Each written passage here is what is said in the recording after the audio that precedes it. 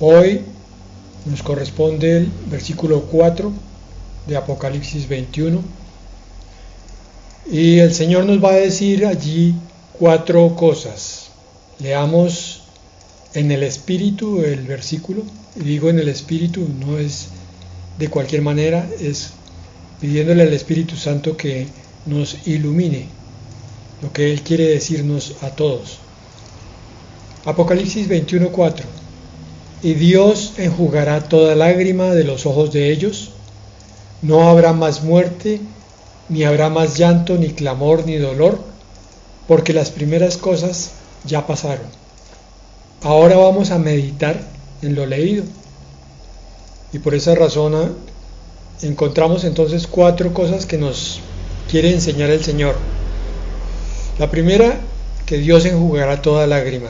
La segunda, que no habrá más muerte. La tercera, que no habrá más llanto, ni clamor, ni dolor. Y la cuarta, que las primeras cosas ya pasaron. ¿Dónde estamos? En la nueva tierra y el nuevo cielo. En la nueva Jerusalén. Meditemos entonces en estas 4 cosas que el Señor nos dice hoy. La primera, y Dios enjugará toda lágrima de los ojos de ellos. Ya cuando leemos esta frase en forma aislada, entramos en otra atmósfera, porque aquí nos está hablando la palabra del consuelo divino. Y ese término es algo que no meditamos con frecuencia. Y digo no meditamos porque tenemos más tendencia a acercarnos a Dios en otros aspectos, pero no el de comprender que el fondo del corazón de Dios es un corazón consolador. Y es que nos cuesta trabajo dimensionar el tamaño del consuelo divino, porque traemos una imagen más bien, cuando llegamos a la vida cristiana, del Dios juez.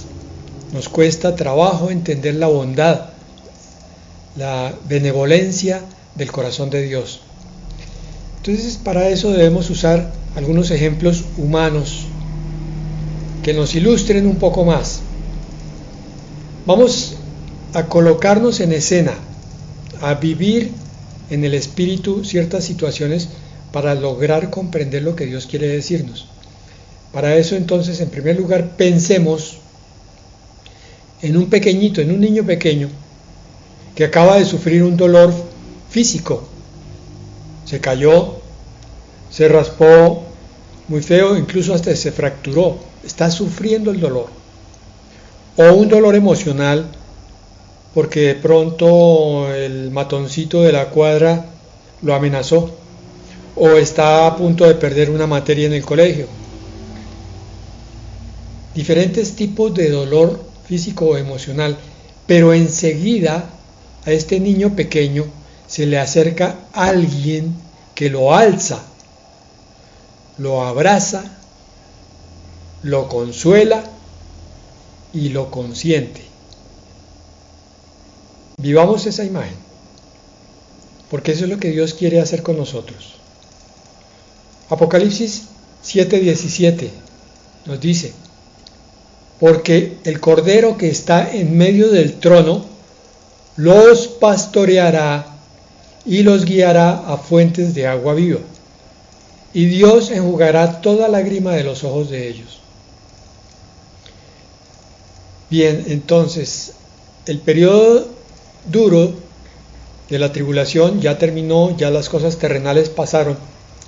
Ahora empieza a salir todo lo que el corazón de Dios mantuvo represado durante tanto tiempo, que o no podía o no quería expresar para que su plan llegara a feliz término. Él es todo bondad, es todo amor, es toda benevolencia, pero tenía que expresar su justicia para que los que quedaron finalmente en la Nueva Jerusalén viviendo con Él comprendieran esa noción tan tremenda de Dios. Los ángeles también tuvieron que aprender lo que es la justicia de Dios, porque los ángeles habían vivido hasta ese momento de la creación del hombre en una atmósfera de no pecado, de no iniquidad en el universo, por tanto no conocían la ira de Dios. Cuando uno no conoce el temperamento de alguien, corre el riesgo de fallar en su trato con esa persona en algún aspecto. Cuando nosotros no logramos dimensionar, por un lado, la bondad de Dios y ver hasta qué punto Dios es bueno, pero también por otro lado la justicia de Dios y ver hasta qué punto Dios se puede airar, no logramos comprender la totalidad de nuestra visión de Dios, imperfecta sí, porque sigue siendo una comprensión humana, pero más equilibrada y por tanto va también a equilibrar nuestra relación con Él.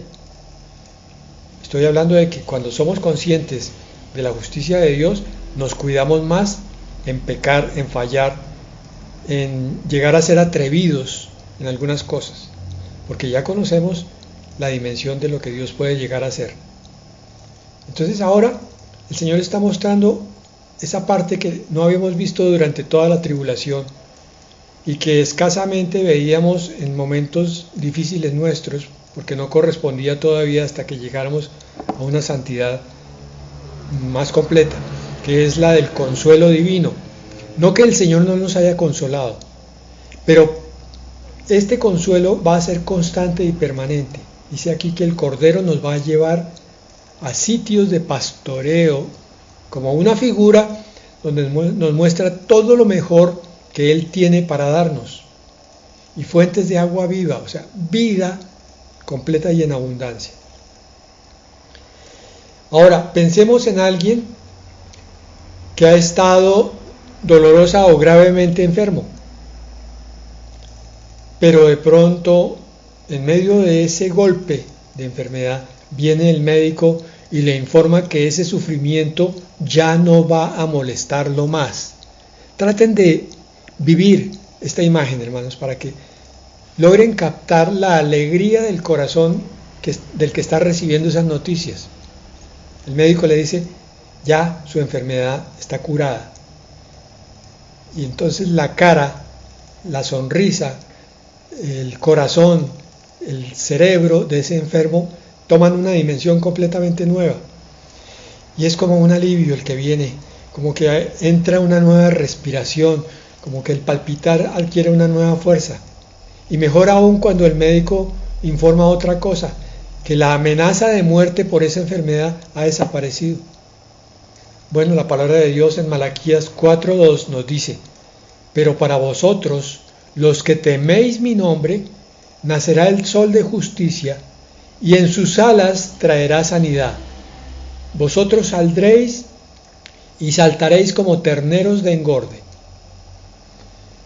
Quizás han visto en alguna película o de pronto en la vida real, en algún potrero, un ternerito recién nacido que ya se ha levantado, o un potrico,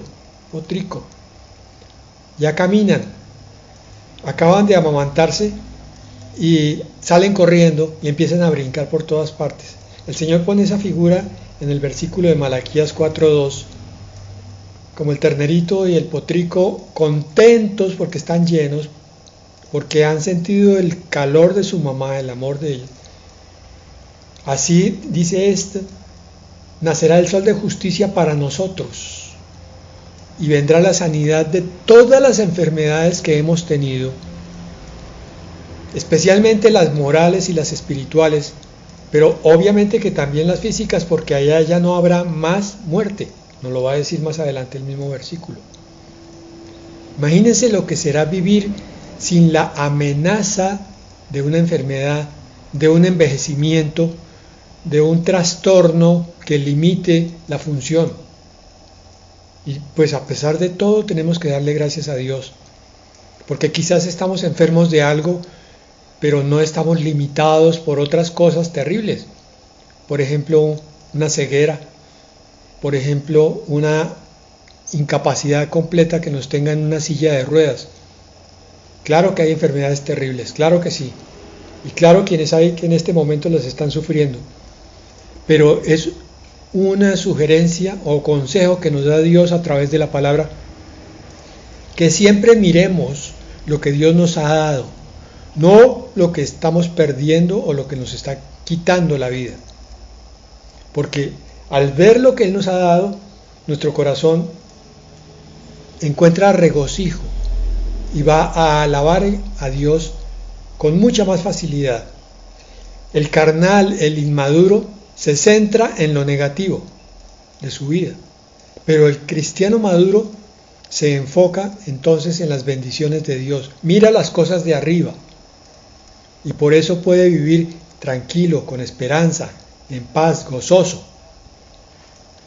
Imaginémonos a otro que ha estado pasando malos momentos porque no tiene lo suficiente para pagar una obligación o para comprar un mercado para comer esta noche o mañana. Pero de un momento a otro le llega alguien que le trae precisamente lo que necesita y más. Creo que esto es algo que todos como cristianos hemos sentido. Cuando llega la bendición en las manos y en el corazón de un hermano que no sabe cómo Dios lo está utilizando y trae preciso la respuesta a una plegaria, a un clamor, porque estábamos urgidos. Y el Señor usa a esa persona de una forma maravillosa. Y entonces llega a suplir nuestra necesidad. Es el vehículo que trae la bendición de Dios. Isaías 65:18 dice: más bien, gozaos y alegraos para siempre en las cosas que yo he creado. Lo que yo estaba diciendo. Mirar las cosas de Dios. Miren esta belleza. Porque he aquí que yo he creado a Jerusalén para alegría y a su pueblo para gozo. Versículo 18 de Isaías 65 nos dice que el final, el destino, el propósito del pueblo de Dios es vivir en gozo. Que estos momentos de prueba son algo transitorio, algo momentáneo para llegar a esa meta que es el gozo de Dios, que es el gozo de la eternidad. Y para allá vamos, hermanos. Versículo 19 de Isaías 65 continúa: yo me gozaré por Jerusalén y me regocijaré por mi pueblo. Nunca más se oirá en ella la voz del llanto ni la voz del clamor. ¡Qué bendita esperanza! Saber que vamos hacia un sitio donde todas nuestras cargas, las que tenemos ahora y las que todavía queden en el poco tiempo que vamos a estar aquí en la tierra, todas esas cargas van a ser quitadas. Y en vez de cargas, el Señor nos va a dar bendición hasta que sobreabunde. Esa bendición que nos va a llenar de gozo, porque dice aquí la palabra que hemos sido criados nosotros, su pueblo, para gozo, para vivir en el gozo de Dios, porque Dios vive en gozo. Y por último, para entender esa parte de que Dios enjugará toda lágrima de los ojos de ellos, consideremos cuál ha sido nuestro momento más doloroso por una pérdida, un ser amado que hemos llorado más que cualquier otro. Imaginémonos que para ese dolor no solo nos llega el consuelo, sino que ese dolor se transforma en alegría.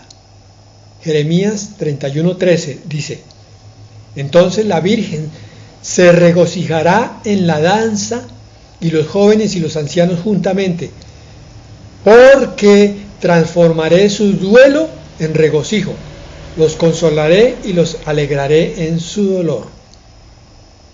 No es solo que calme, que consuele el dolor, sino que lo quite y lo convierte en alegría, en gozo. Solo Dios lo puede hacer. Y por último, consideremos que también hemos sufrido vergüenzas, humillaciones e injusticias. Recuerda esos momentos, esos disgustos que has tenido con personas, esas heridas que te han causado otros corazones, con intención o sin intención. Isaías 25:8 dice: destruiré a la muerte para siempre, y el Señor Yahvé enjugará toda lágrima de todos los rostros, quitará la afrenta de su pueblo de sobre toda la tierra, porque Yahvé ha hablado. Esa vergüenza, esa humillación, esa injusticia que has tenido que vivir, ya no será más. Ahora todo es exaltación, todo es ni siquiera esperanza, porque ya se está dando el cumplimiento de todas las promesas en esa eternidad bendita que estamos considerando. Acuérdate que estamos en la Nueva Jerusalén. Dice que allí no habrá más muerte. El segundo enunciado de Apocalipsis 21:4. Ahora nos habla aquí de un aspecto de la transformación hacia lo eterno.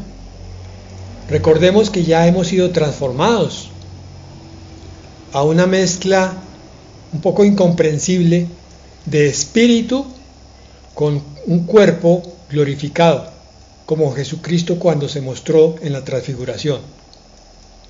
Somos así, pero ahora pregunto, ¿cuántas veces hemos meditado en que seremos inmortales?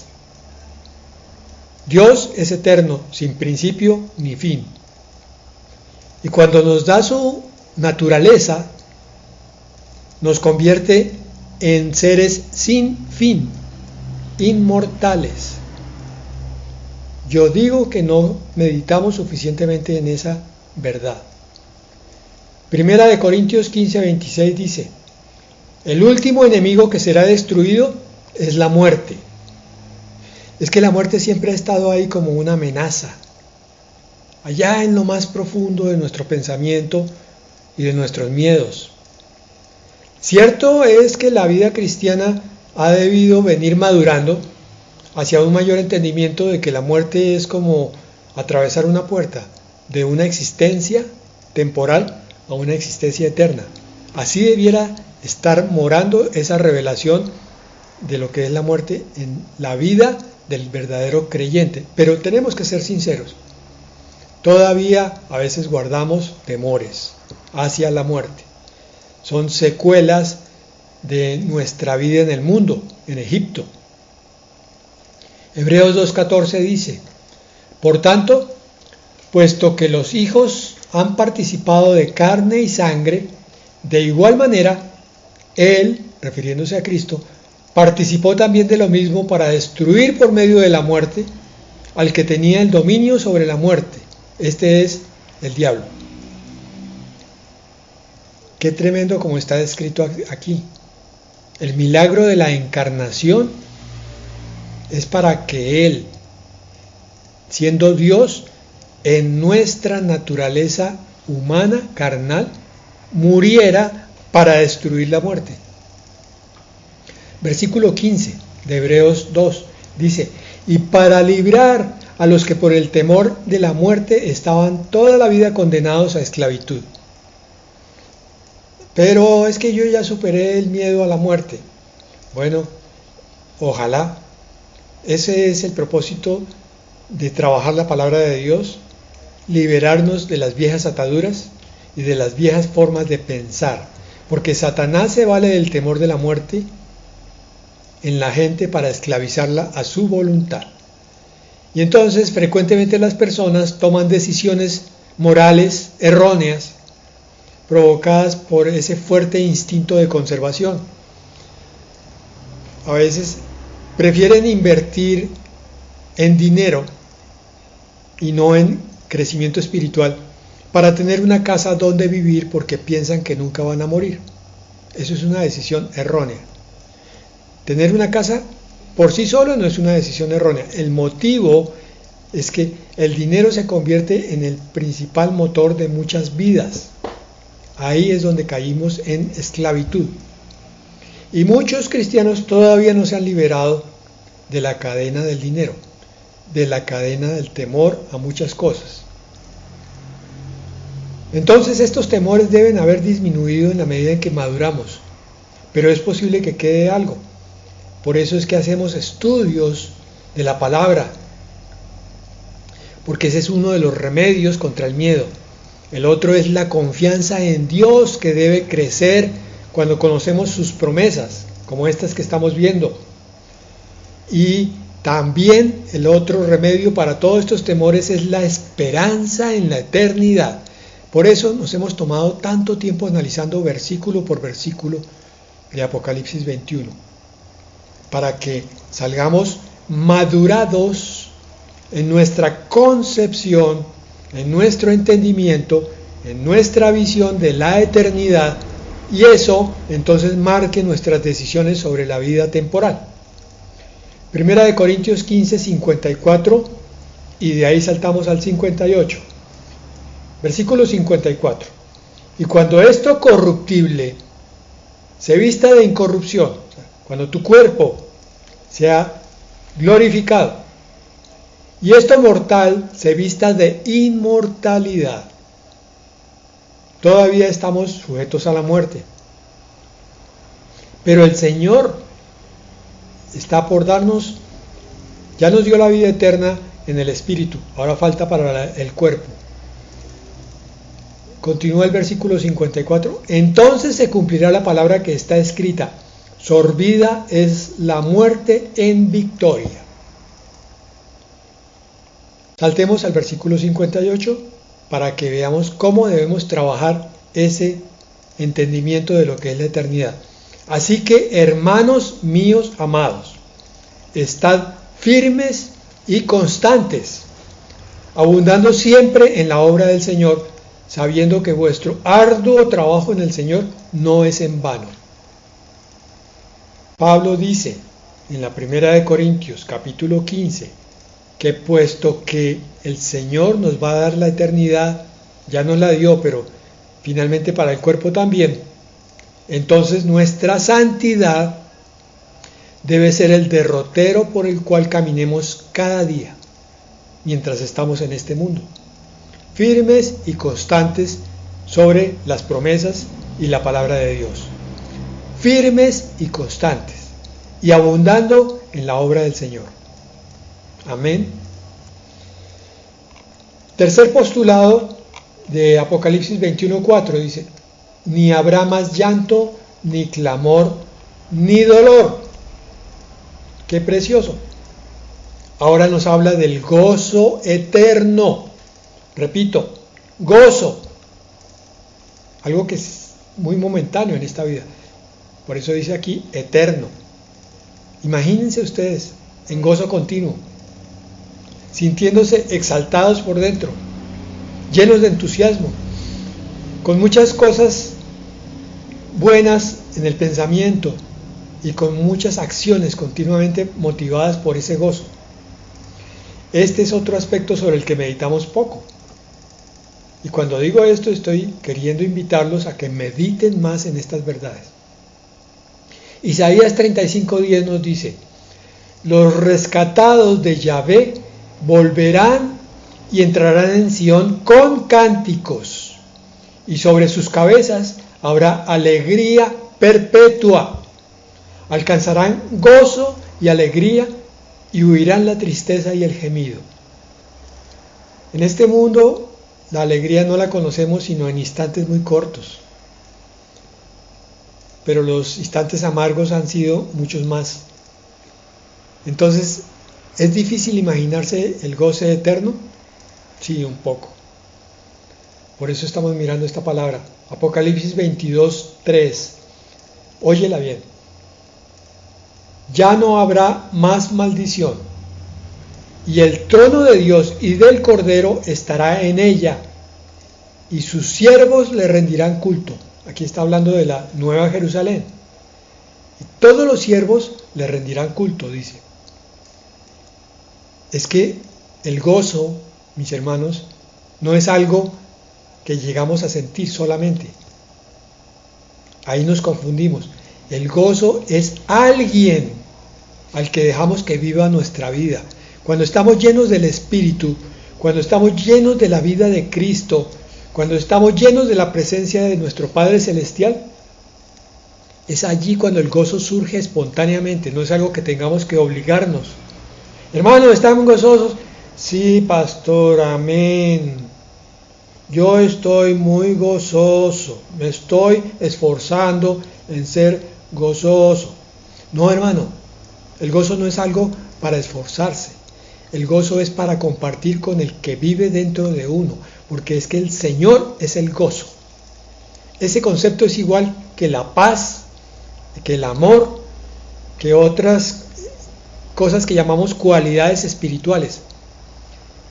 Todo eso son cualidades de Dios y Dios las imparte con su presencia en aquellos que le permiten vivir en su corazón.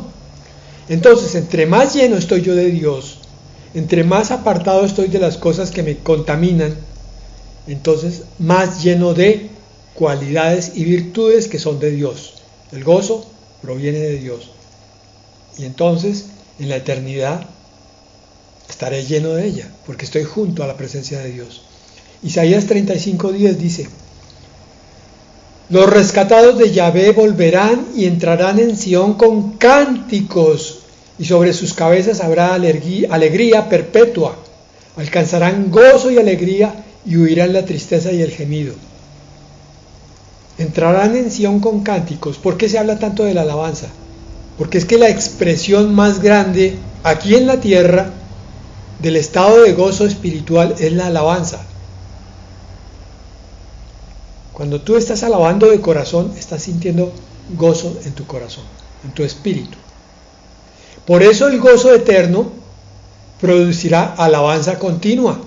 Esa es la razón por la que vemos tantos episodios de alabanza en Apocalipsis.